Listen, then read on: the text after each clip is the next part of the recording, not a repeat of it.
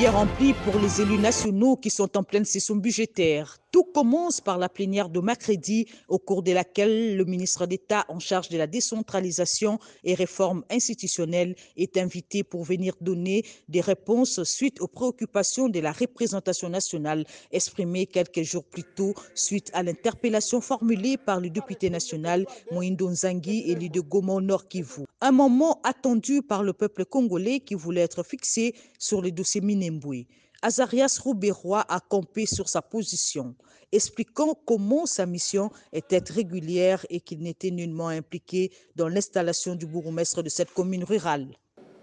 Le bourgmestre de Minembwe, ressortissant de la communauté Banyamulenge, et le bourgmestre adjoint, ressortissant de la communauté Babembe, et le secrétaire, mais lui n'a pas été nommé évidemment, il est ressortissant de la communauté Banyindu. Donc les deux premiers ont été nommés par arrêté ministériel numéro 25 Barkab VPM, ministre de l'Intérieur et de la Sécurité, du 20 novembre 2018.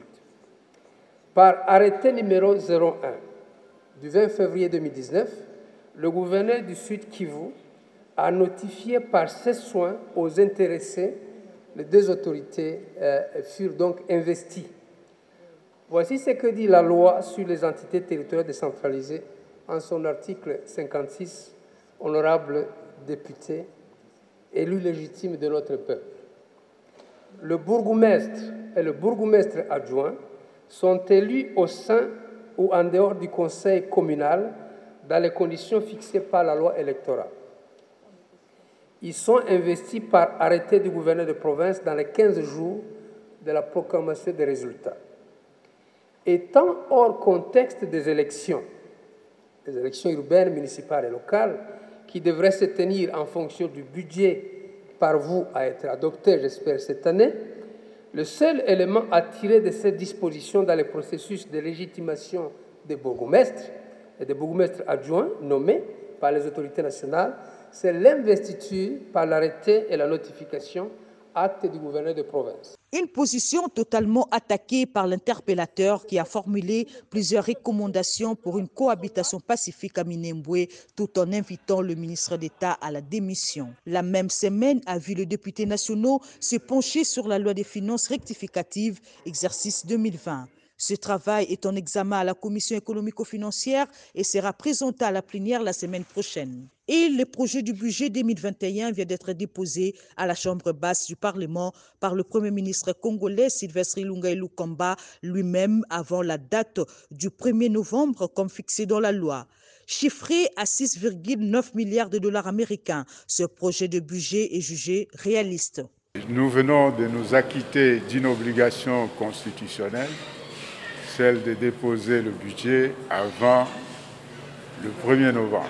Le projet de budget 2021, il est présenté comme l'exige la loi en équilibre recettes-dépenses et il s'analyse en termes de 6,9 milliards de dollars américains. C'est une régression par rapport au budget 2021. C'est un budget réaliste qui présente une progression par rapport au projet de budget rectifié qui a été présenté ici par le vice-premier ministre, ministre du budget. Et donc nous avons pu, en discussion avec les partenaires financiers, notamment le Fonds monétaire international avec qui nous sommes en programme, nous avons présenté un budget réaliste et nous nous engagerons, une fois voté, à ce que nous puissions le réaliser conformément à la loi qui sera promulguée.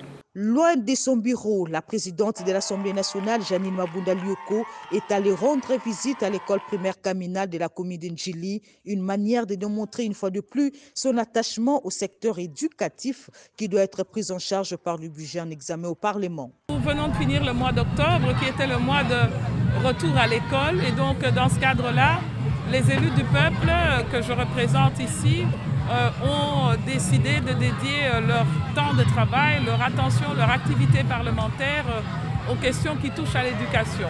Le budget de l'éducation, puisqu'on est en session budgétaire, quel est-il? Et qu'est-ce qu'on dédie comme ressources pour l'éducation de nos enfants? On ne peut pas parler de ça, d'un budget de l'éducation, sans venir sur le terrain. L'éducation, c'est aussi l'avenir de nos enfants.